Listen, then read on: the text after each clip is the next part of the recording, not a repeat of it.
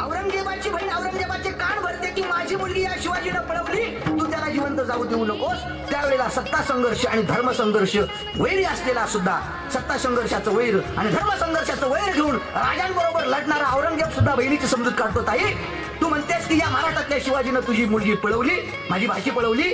ताई, मी मान्य करू शकतो हा माझा सुरत लुटेल, मी मान्य करू शकतो हा माझा बुऱ्हाणपूर लुटू शकतो, मी मान्य करेल यांनी माझ्या अब्दुल खानाचा पुतळा बाहेर काढला, मी मान्य करतो यांनी शाहिस्ते खान मामाची बोटं कापली, मी मान्य करतो यांनी भर दरबारामध्ये माझा अपमान केला.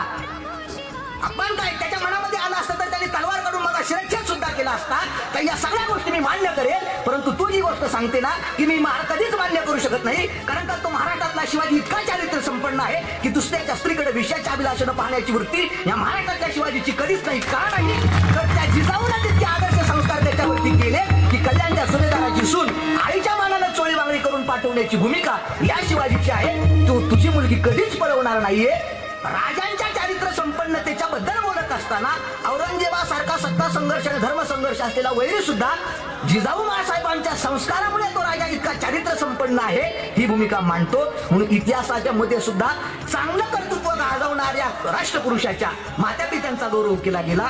म्हणून महाराज बोलतात, धन्य माता